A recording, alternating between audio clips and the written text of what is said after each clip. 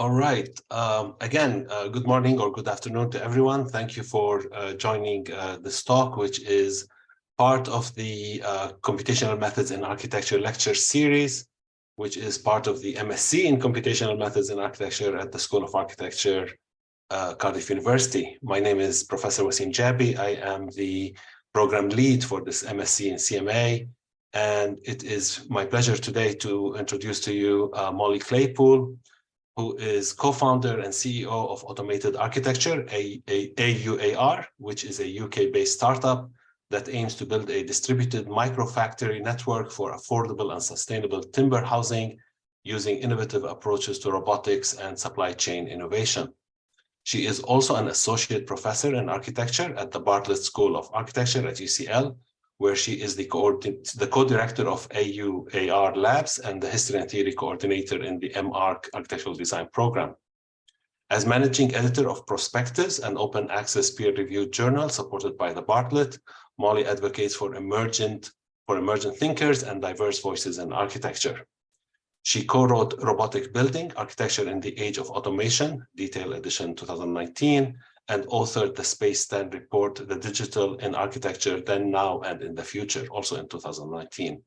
Mollie has also been a visiting professor at the Cluster for Excellence, Integrative Computational Design and Construction for Architecture at the University of Stuttgart, and previously was faculty at the AA School of Architecture. Mollie, thank you for joining us today, and we all look forward to your presentation. Thanks so much. So I can't turn on my video if that's, it won't let me, if that's okay. That's absolutely fine. Thanks. Cool. Great. Okay, so cool. Nice to be here. Thanks so much, Wassim, for the invitation. I'm really happy to be here today. I'm really sorry to say that I don't have the full hour and a half available today, so I've shortened the presentation so we have more time for questions and conversation as well. Only because I have to jump onto another call in the kind of typical Zoom life that we have these days.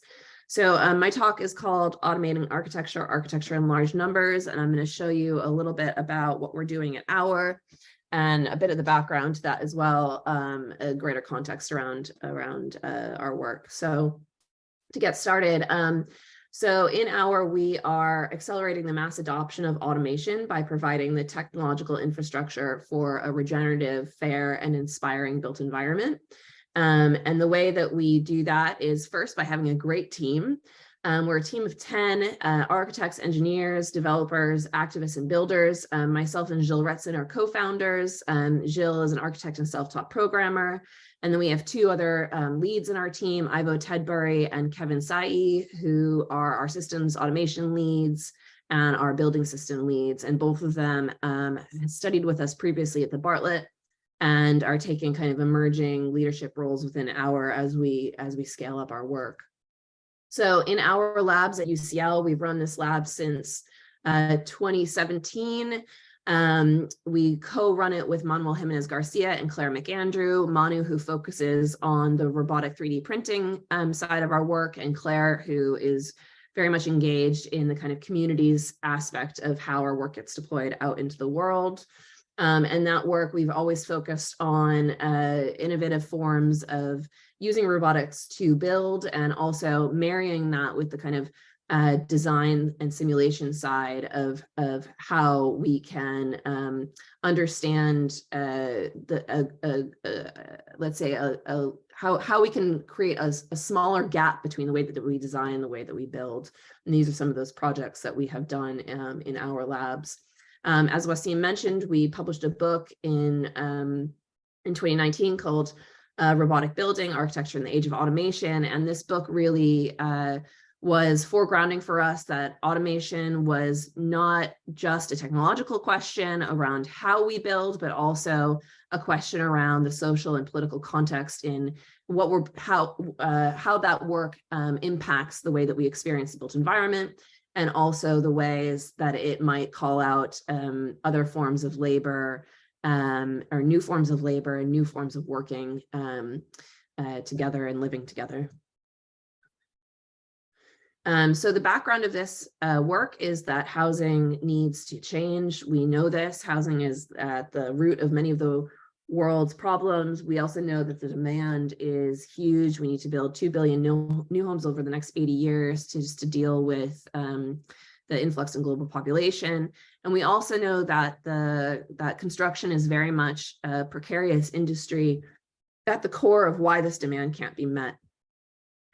So we've always thought, like, listen, we've been able to put people on the moon, but we are not building the kinds of homes that we need to be able to adapt to the changing social, economic, and ecological environment that we have today. And that this is something that we need to be able to think a lot differently about. So this ship planning meme for us is quite funny. We put people on the moon for fuck's sake. And also, we know that essentially, we need to think way more radically around the way that we build and the kind of housing that we're building. This is a very typical house, but also it's really not suited to the kinds of needs that we have and demands that we have today. The background of this is that this is a very famous diagram from McKinsey, is that construction is one of the least automated industries in the world, second only to agriculture and hunting, which are combined together. This was a 2017 diagram that was produced. And this gap between construction and many other industries is so significant that we must close that automation gap. And how do we begin to do that has been core to the work of AUAR. And then on the left side, it's really looking at how construction since 1947 post-war period has really flatlined in terms of productivity. And there's a lot of things that play at that. But part of that is this automation gap. Another part of that is around skills and labor. And then another part of that is around policy making and how policies have created a very difficult environment for construction to actually increase its productivity and value add. And then when we look at other solutions in the space around construction technology, we see that we know that there's a very fragmented production chain in terms of construction, right? There's a lot of different aspects that need to come together and work miraculously together very well in order to deliver on the kinds of needs that we have. But existing solutions just mimic that supply chain. And then if we look on the other side of the scale, attempts to kind of solve it all by vertically integrating have failed for over 70 plus years. So on the one hand, we have this kind of micro development in parts of the supply chain. And on the other side, we have this idea of full integration. And there's been some really big failures in recent years in terms of full vertical integration, such as Katera, which went bankrupt in May 2021, which was a very large, one of the first construction tech unicorns, and failed in a huge way. They took over $1 billion in investment, primarily from SoftBank. And then on the other side of that, in the UK, we have Urban Splash Homes, which failed in 2022. Which demonstrates that basically that vertical integration is not the way to solve the problem on the other end of the spectrum. And there's other failures too, like we have seen recently, Countryside, which is a large modular housing company, shut down their modular factories. We've seen losses with other players like Top Hat as well that are very significant and giving a very bad rap to construction technology overall outside of the industry.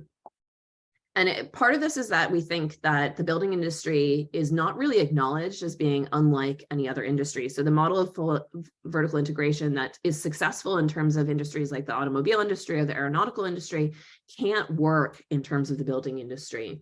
And we really, this for us is something that we think a lot of people who are working in this space take for granted, that the building industry is so different than any other industry. In terms of housing, we're the only ones making products that are always different. And every building is essentially treated as a one-off or a prototype. So the learning that gets created in one project does not get carried on or passed on to additional projects, because sites and contexts are always different, parameters are always different, briefs are always different. So how do we address this problem that shared learning and knowledge doesn't get held on to as we do different kinds of projects? A lot of the times we like to use this analogy of 50 first dates, and you're always starting over every day with a different brief, even though you might have dealt with some similar problems before. So our argument is that if a building is good, why not repeat it 1,000 times? Like, why don't we do this? Why don't we repeat that process to a certain degree and allow that learning to be integrated into how that building is deployed? And we've done this before. This, is obviously a very typical Victorian row house or townhouse. This is something that we have seen happen and be very successful. So why can't we do that again, but using construction automation? We have to acknowledge that a house, again, is not a car. It's not the housing industry is not the automobile industry. It's also not a phone. It's not the electronics industry. It's a very different kind of beast. So how do you automate a product that is always different? Like, how do we use automation and computation to allow us to do that? So we've really tried to be very critical of the centralization trap or the vertical integration trap. We've seen that this has not been able to scale and has been really a dream that hasn't come true. So the way that one approach that's very typical is that using a modular approach. But what we see in let's say the cost value add in modular, there's actually not much value add at the end of the day. So the industry average, let's say for a house around 225K in the UK, more or less when you move to modular, you get partial automation. So you reduce the cost of labor, you increase the cost of CapEx and overheads, but the overall price is still the same. And this is problematic when we're thinking about the value add of automation at large, where essentially you have that expensive labor, scarce labor that gets replaced by factory CapEx in a centralized approach. We also argue that essentially the vertical integrated factories for house building are essentially building just very large sheds that take the existing kind of setup of the construction industry that typically happens on a site and just puts it in a large building. It still requires a huge amount of labor and a huge amount of cost. It's very expensive to set up these factories. It's very expensive to run these factories. And therefore it takes a very long time to deliver on pipeline attached to these factories. So this isn't really addressing some of these big issues either. So where have we started? In AUAR, we have taken the approach of looking at the value chain in the building industry and all the various development stages, and looking at some of the, let's say, traditional prefab and more traditional ways of doing things in industry against some of the more common or more widely known modular builders, and said, where should we intersect with this value chain? The way that we've done that is through looking explicitly at the design, engineering, and manufacturing part of the value chain, with the kind of anticipation that as we develop further, we might expand how we work along that value chain in certain parts. So we think that by intersecting here, we can add the most value at this point in time, and we can begin to also have a very intersectional approach with how we deal with investment, how we talk to developers, and how we talk to the construction industry at large. So our argument is that the building industry can't just be automated. We can't just kind of throw automation at something that already exists. We must entirely reinvent it. And so we've put forward the idea of a digital builder that builds a repeatable but adaptable product. Repetition is important because it's the basis for any automation. It enables optimization and improvement over time through data-driven learning. Adaptation is important because we need to adapt to different kinds of site constraints, different kinds of briefs, clients, regulation, but also achieve difference or different kinds of typologies at no extra cost. And then we take a product approach because it's such a good product that it needs to be repeated over and over and over again. And this is drawing from the ideas within digital manufacturing over the last 20 years. Hot Lipson's work, or some of the work out of MIT's Center for Bits and Atoms, which looks at digital materials and having one material that can be combined together in many different ways, achieving that kind of difference in typology at scale. So we've developed an idea around repeated building blocks. So instead of thousands of different kinds of parts going into a building, what if everything can be based on a few repeating blocks that are essentially a digital material, and it is more or less a 3D pixel or a voxel. So our building system is based off of this this voxelized timber building block that can be combined together in many different ways, similar to Lego, for example, Lego for architecture. As you can see here, this was a prototype we built, demonstrator we built, two-story demonstrator we built in May 2021, where the same building block is used for every part of a building structure: floors, stairs, walls, columns, beams, etc.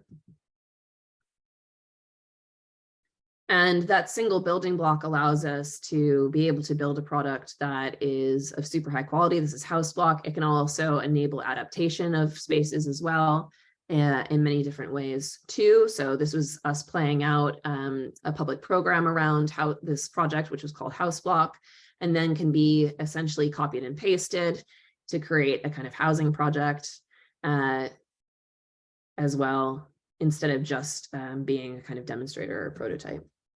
So in our approach for this has been a very holistic one. You know, everything is based off of this one building block, and essentially we have 5 different parts to this. So we have our voxelized building block. Every single part of the building structure is based off of that. We automate the assembly of those building blocks. We create what we call a block stock of those building blocks that are then robotically assembled together to create block by block relationships.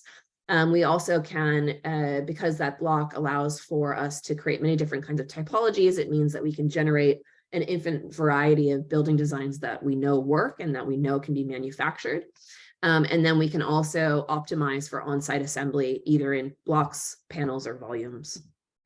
And what this enables us to do is that we're essentially taking what is typically a very expensive process with a lot of manual labor and automating that in a very local, low capex way with very low entry forms of automation. So all of the tools that we're developing in terms of the robotic interface are things that can be tools that can be used by people with not highly specialized skills.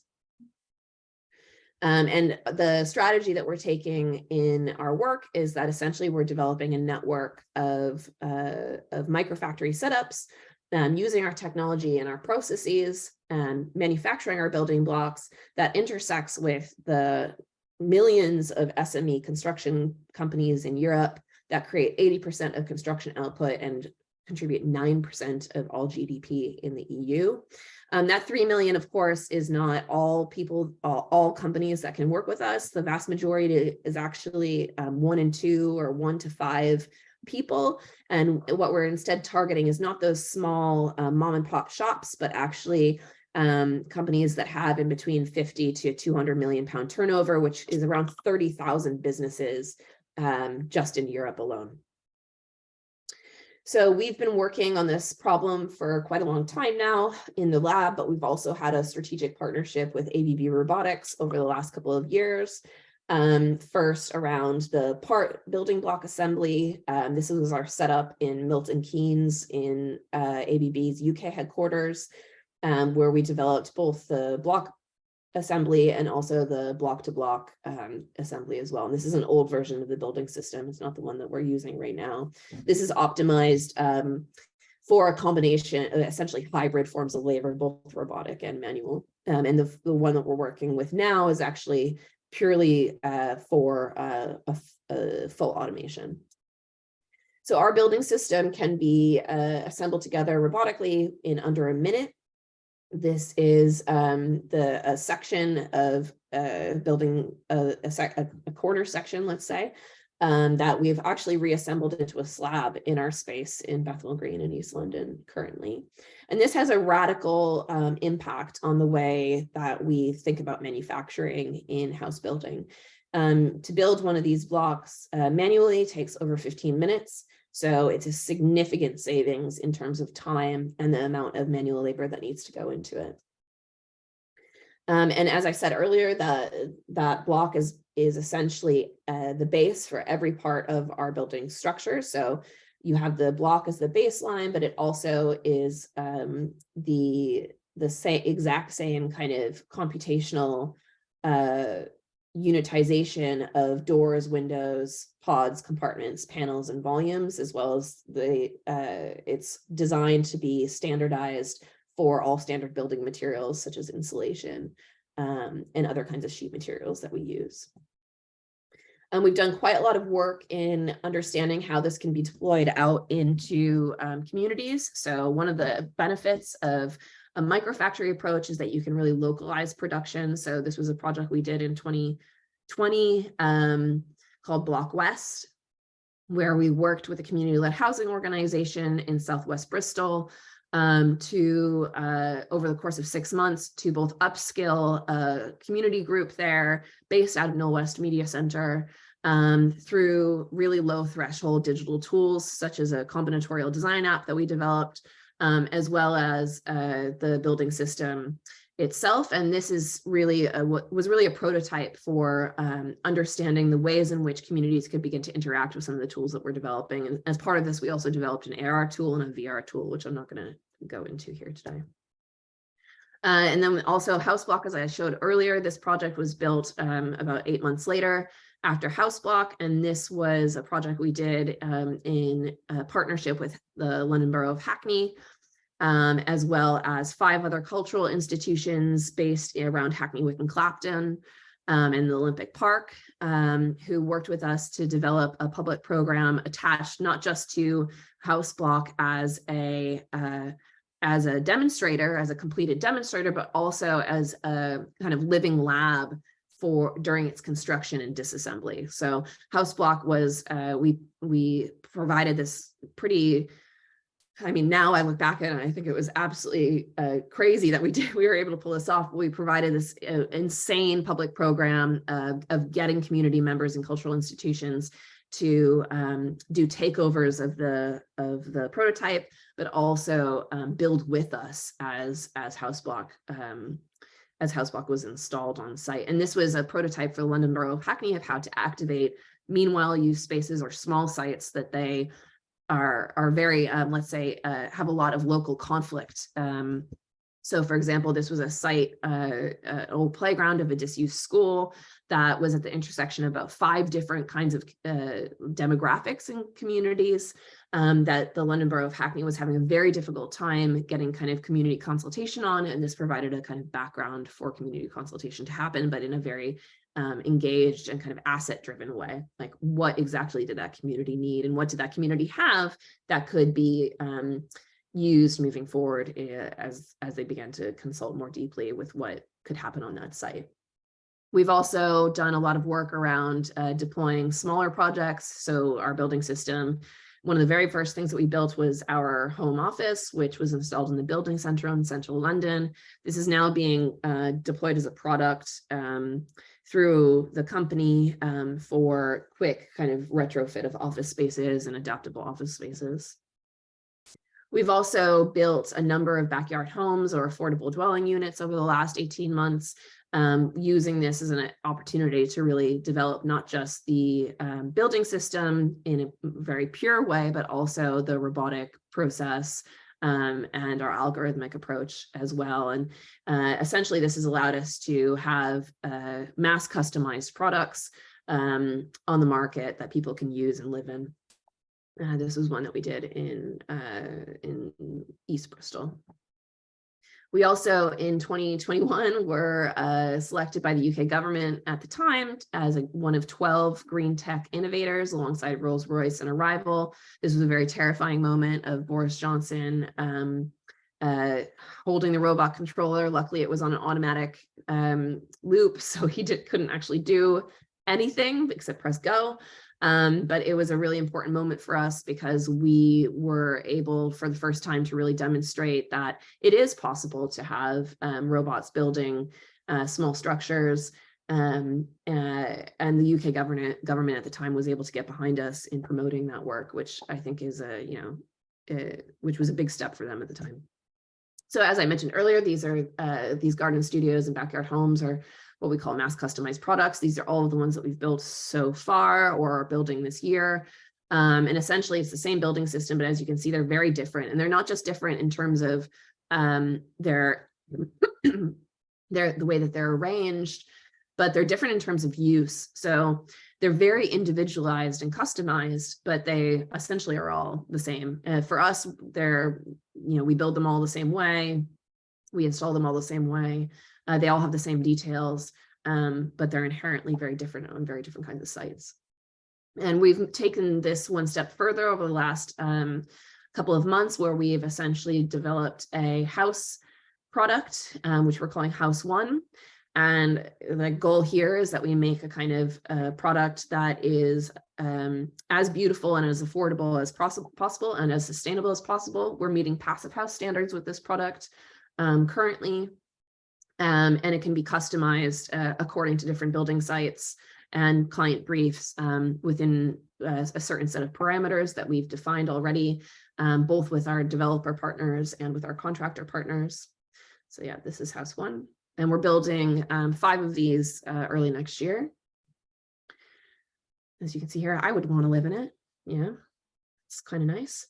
So our goal this year is, right now we're building 2 to 3 story houses. We have a pipeline of 20 homes that we're building this year in the beginning of 2023. Then we're building 5 of the House Ones that I just showed. And we're using this as a way to de-risk going up to mid-rise housing with a couple of different developer partners in the UK and in Belgium, which allows us to really demonstrate that our approach is able to operate across scales, which is very, very important when you think about it in comparison to our approach, in comparison to a more centralized factory shed-based approach.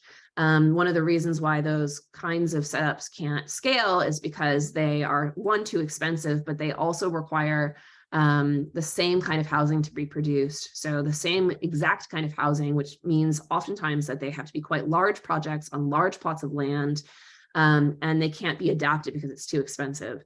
So if we're able to de-risk going from a garden studio all the way up to mid-rise with the same building system that doesn't have to be changed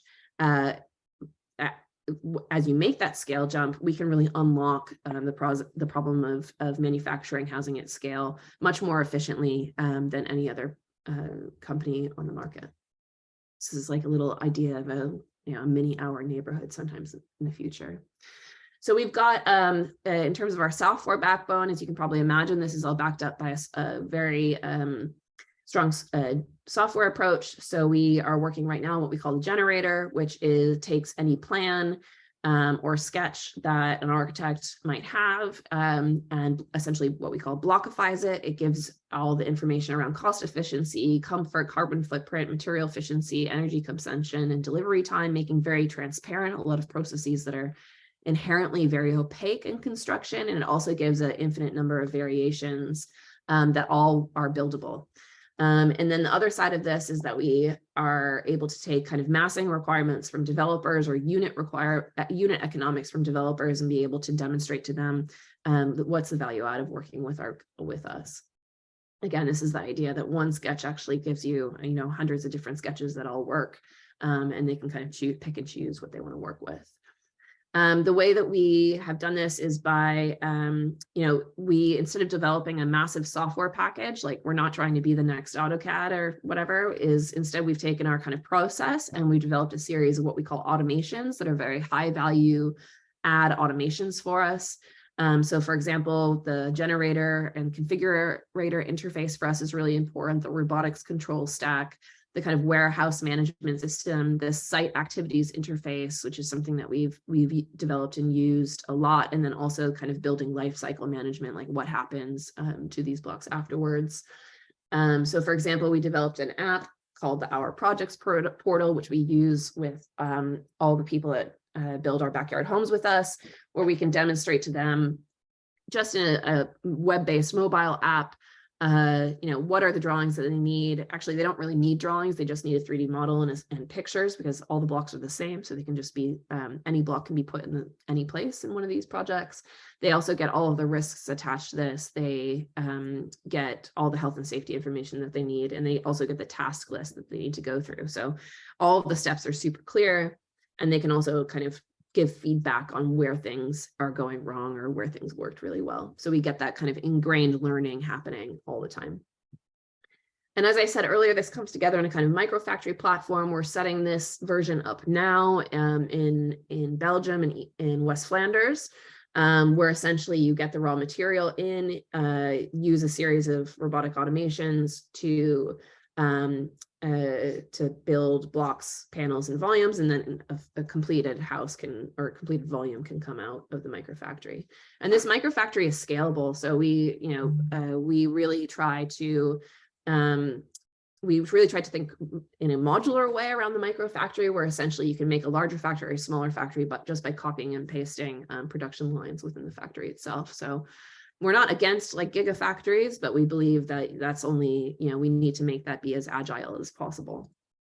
It also enables us to have parallelization, which means that we're not reliant on everything going super well in just one assembly line. We can actually have parallel assembly lines taking place all at once, which means that we don't have kind of the blockages that happen in a more traditional assembly line setup. Again, this idea about parallelization here. We're setting up this one, as I said, in Belgium. Now we also have a space in East London that we're manufacturing our UK projects out of, which will have a very similar setup. And what this gives us is like a really good economic argument. So if you have a microfactory network of 12 small microfactories, it costs 23% of the capex of one large centralized factory, and it costs a third of the OPEX or operating expenses of one large centralized factory. And this is an argument that makes people really excited when they see that we can operate in a much more agile way across a network, rather than having to spend years setting up a factory that's very expensive to run. And what this gives you in terms of price points is also a significant increase in the amount of margin. So the industry average in terms of house building is around a 5% margin for builders.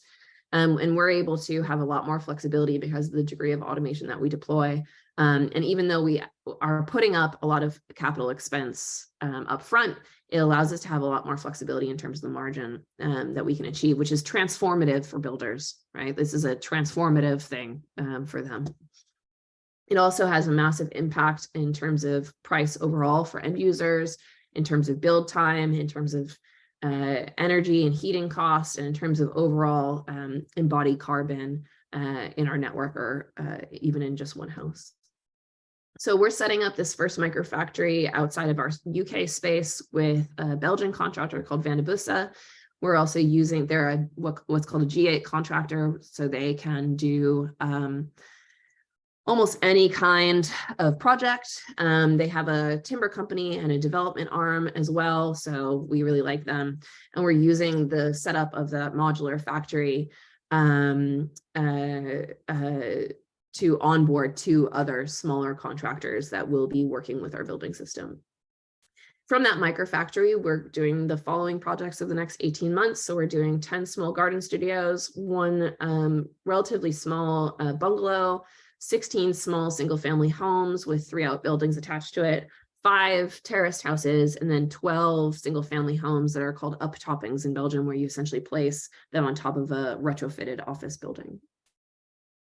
And as I said, the building system can come out of the microfactory in a number of ways versus block by block, or by panels, or by volumes. And this means that we can operate in different kinds of regions. So depending on the country that you're in, there's different ways of delivering projects. So for example, in Belgium, panels, generally speaking, are the way that buildings are delivered, whereas in the UK, the preferred mode of delivery is volumes. And then for infill sites, small sites, tricky sites, rural sites, blocks are generally speaking the way that you would do delivery, which again is part of this idea of us being able to scale across different kinds of sites, places, and contexts.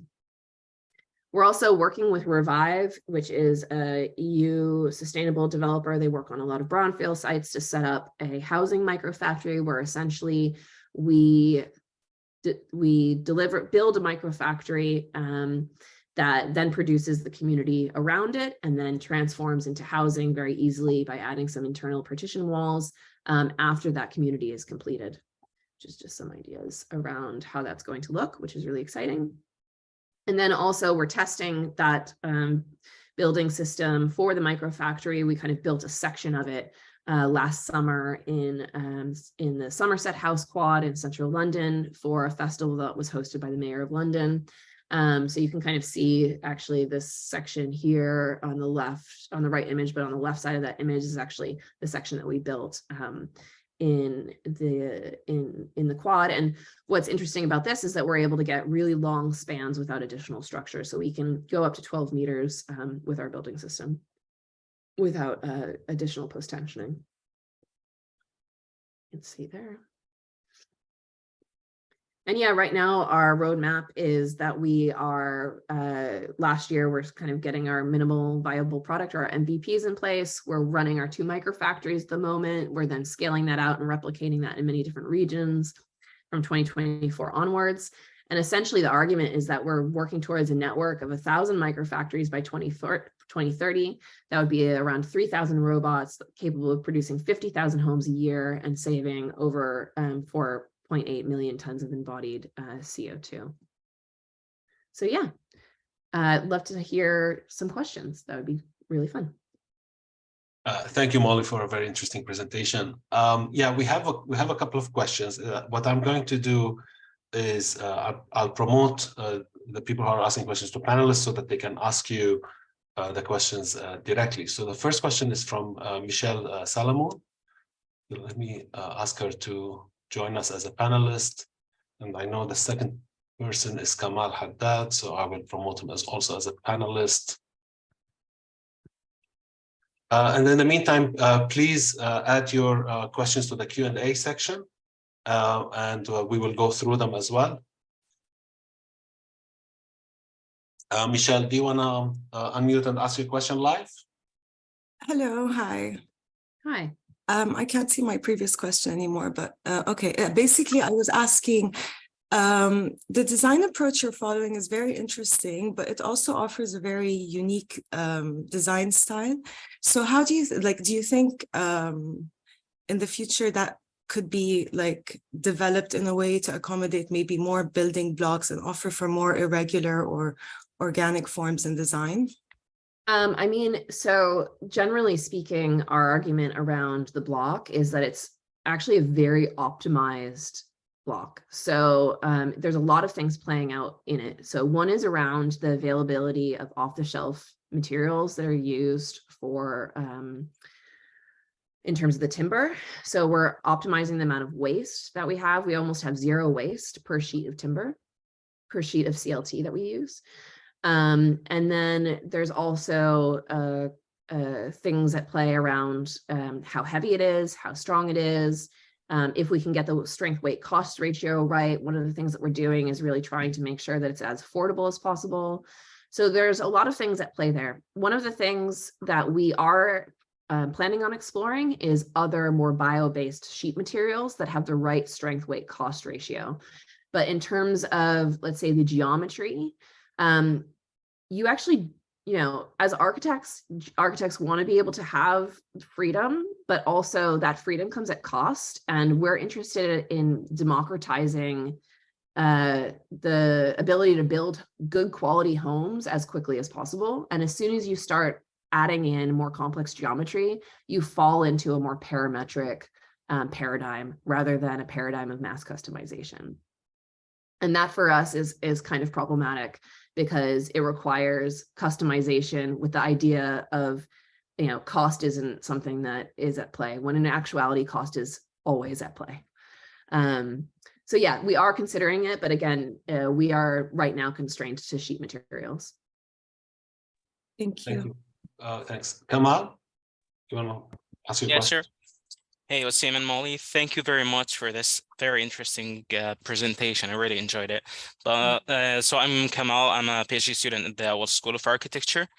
And my question is about the automation process.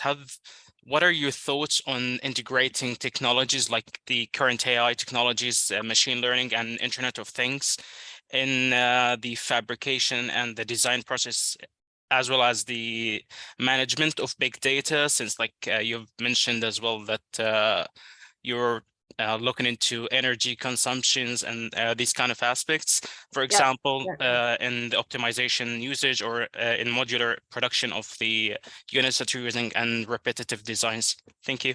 Yep. So we already are using, we already have built a database model that allows us to do data-driven learning on the building block. So because everything is based on that one block, we actually can deploy we can deploy like a data-driven learning very quickly. We do have a plan in terms of deploying NLPs and later down the line, but I would say that we already are very data-driven, and that's actually the core of what we're doing. In terms of the robotic arms,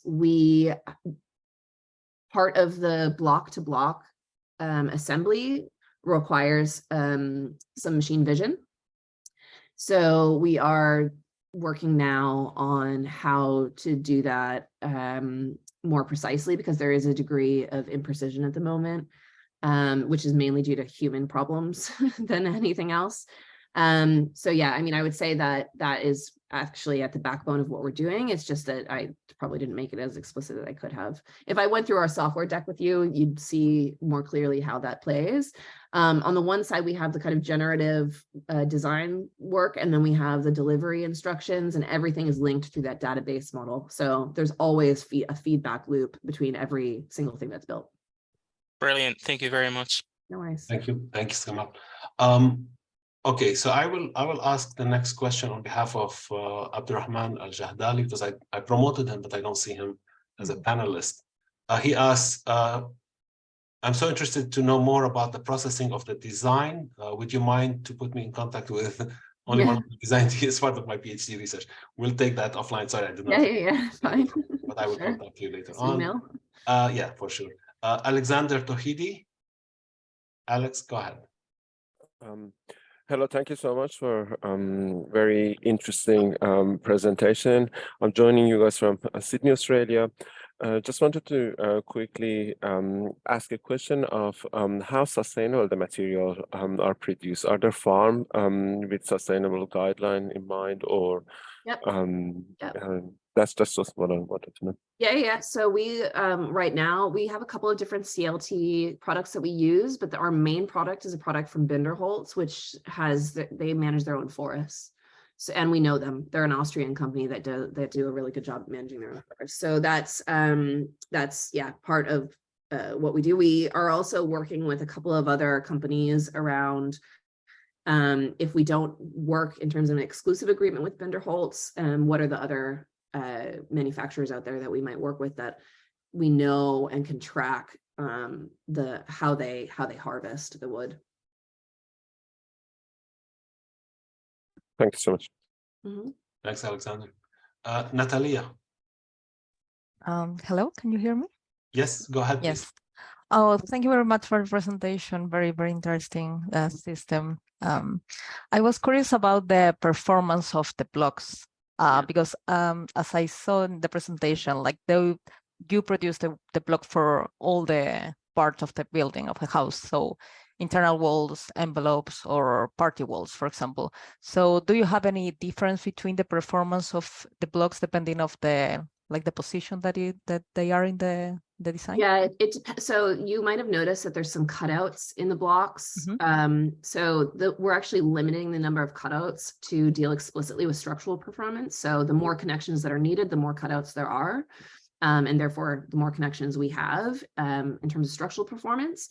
In terms of envelope, so the sheet material that we're using, the block is actually open on one side now. It's not a complete box, and that completed side acts as an internal finishing. We can also, some people aren't, there's a perception around timber, which I think is a little bit dangerous, that timber is like not as fireproof, but gypsum, I would argue, is worse. So we can put gypsum board on top of it, but we prefer to leave it raw. And it meets all the fire safety requirements that you need. And then in terms of envelope, we treat it, the innovation is really in the manufacturing and in the generative component of what we're doing. When it goes together, it's just like any other modular building system. So we're not actually innovating in terms of how it comes together as a completed house, but we do get away with not having let's say, as many layers to the envelope. And we're meeting passive house standards, which is the European standard for net zero housing. Oh, I think that you already covered my second question that was related with the finishing, because as well, I think that some people are not that happy with the finish of the timber. I mean, I'm happy with it, but some It people depends on prefer the to have it like region. white. Yeah, or... it depends on the region. Like in Germany, it's more common. In Scandinavia, it's more common. In Belgium, people are scared of it, so we paint it white. You know, like it just depends on where. And ultimately, it will become more common as there's more mass timber buildings being built, which is happening. Fantastic. Thank you very much. Great. Thank you.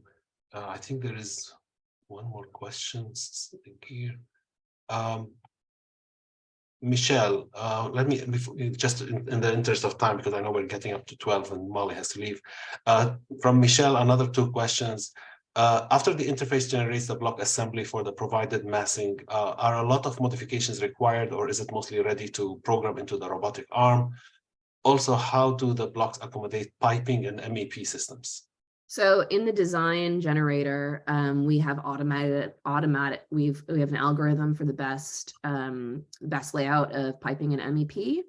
For electrics, we do that in the build-up. So our contractor partners do that. For MEP, that can be integrated, and it's just automatically cut, right? So once the block assembly is done, there's almost no required manipulation, and it's completely ready to program. And that in itself is a supply chain innovation, right? There's no need to go further post to rationalize the design afterwards, which saves a lot of time in the process.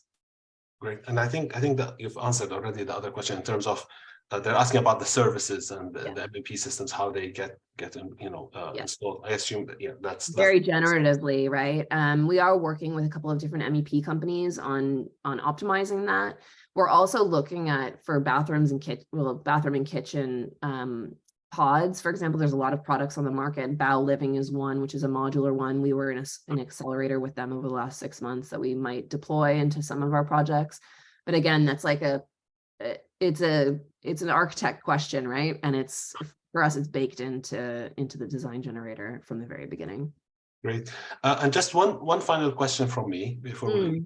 I'm just curious about, you coming from a perspective of kind of a digital approach, robotic fabrication, and all of that as a startup.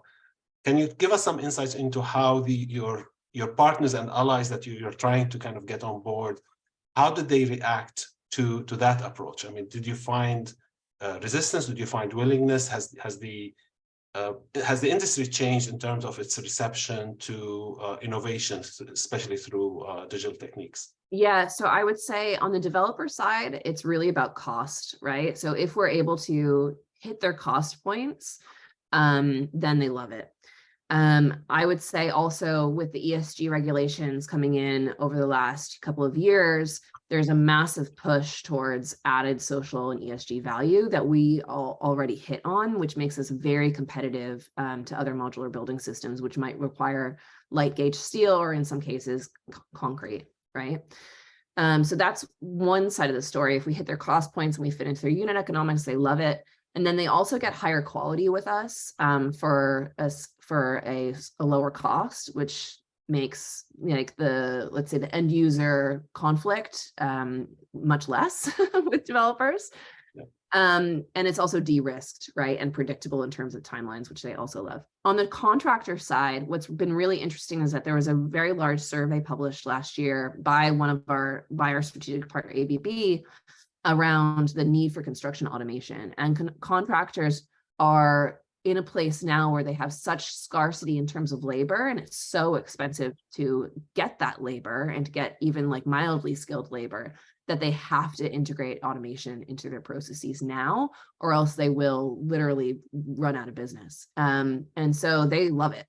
There's absolutely there's no barriers there with contractors, which is, I think, we've hit a kind of sweet spot in that we're one of the first companies that I think are really demonstrating the value add to contractors adopting automation in a very low threshold and low investment way. Fantastic. Thank you so much, Molly. Thank you very much for joining us today. Yeah, thanks for having me. Thanks. And thanks for all the attendees. See you soon, guys. Take care. Bye. Bye. Thanks again.